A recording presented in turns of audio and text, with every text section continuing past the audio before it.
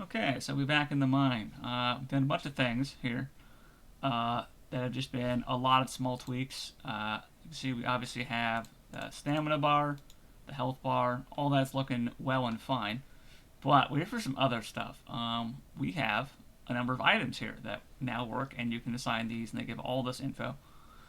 So yeah, let's see.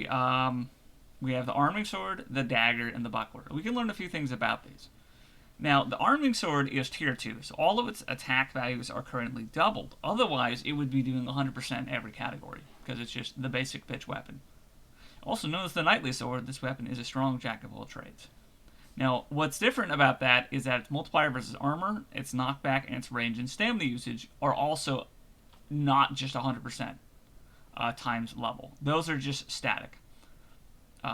So the range and stamina usage is tied, as you can see, and that's a balancing collage of sorts. Just a means to give a trade-off. So things like claymores and spears don't just become the meta.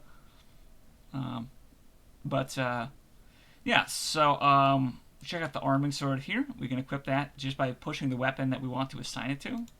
We can also assign it like that, and that will do two-handed, but we have no two-handed animations. That does nothing at the moment. That's right. Yeah, let's assign it the offhand, I guess. Actually, if we assign this and we delete this. Oh, yeah, it deletes it from both. Okay. Might want to modify that. That's a little redundant in the current architecture, but always testing things. So, yeah, so here we have a sword, and we could do various block animations with it that are not terrible, per se.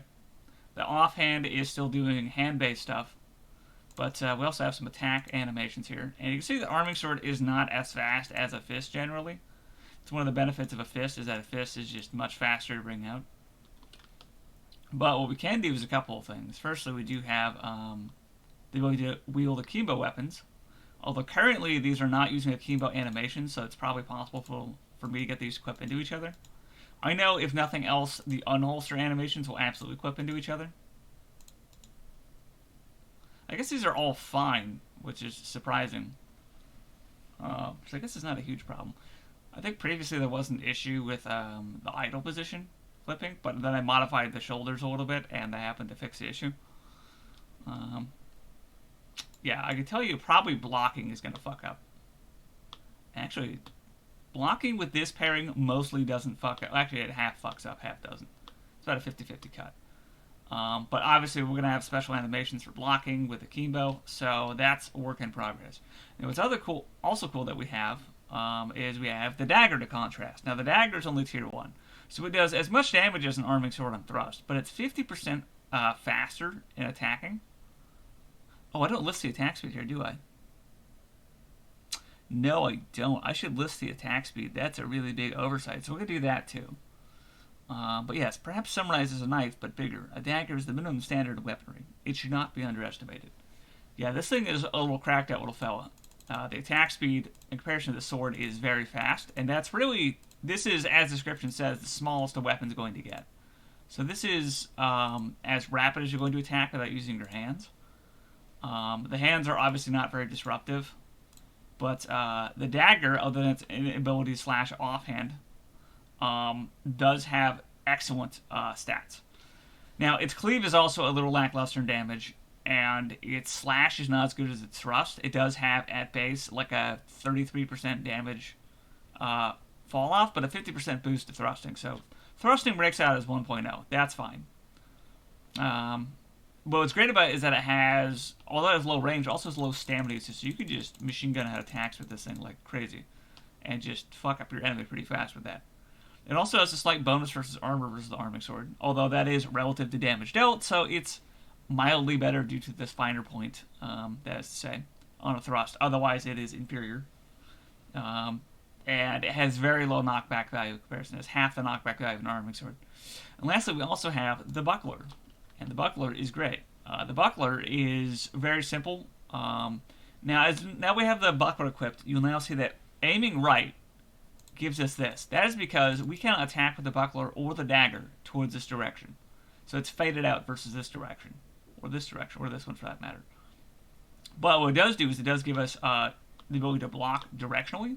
And the special effect of the buckler is that it does not require stamina to block. You can just block for free, making it good for making a comeback after being attacked. Although you do have to block in a specific direction, unlike all other shields. So it's a bit of a trade-off. But if you have a spare slot you can spare, it's actually not a terrible pairing with either the arming sword or the dagger, for that matter. Interesting. I'm actually moving this out of the way for the wrong hand. I'm going to have to look into that. Let's try swapping that around for shits and giggles. Yeah, we are doing that for the wrong hand. Okay, well, we're going to fix that next. That's next on the chopping block. But otherwise, this is going pretty good, I would say. Just got to add a few more knife-based weapons, because we also have the paring blade and the stiletto that are starting weapons. You will have one starting weapon and one starting utility. The dagger is not a starting weapon. It is a post-dungeon 1 weapon, so you can dual-wield knives. Otherwise, utilities include the buckler, the kite shield, which can shield bash, although it costs stamina to block with over time, the parrying blade, and the stiletto. And the stiletto is a very shit weapon. It's better than the dagger versus armor on thrust. However, I think it's also slightly better at thrust damage in general. But it is significantly shittier in every other regard. It's just very weak in every other attack than thrust. So it's very specialized. As such, it will be a utility item. Kind of like an anti-armor special attack of sorts that you can choose. The parrying blade, meanwhile, will have the ability to really disrupt enemies when parrying attacks. Also, being a utility, you could pair it with a sword or something like that as an alternative to a form of shield. And the starting weapons are going to be, I believe, a hatchet, a claymore, an arming sword, and... Let me just check my to-do list here. Let's see. The other starting weapon is the spear. Okay, so yeah, that's not a terrible mix-up. Or not a terrible variety. You can use the spear to mix things up a little bit, or just to pair with a shield as like a good, solid standard. So there's going to be a lot of options out of the gate. You're going to have, what is that, 4 times 4 to the permutations, something like that.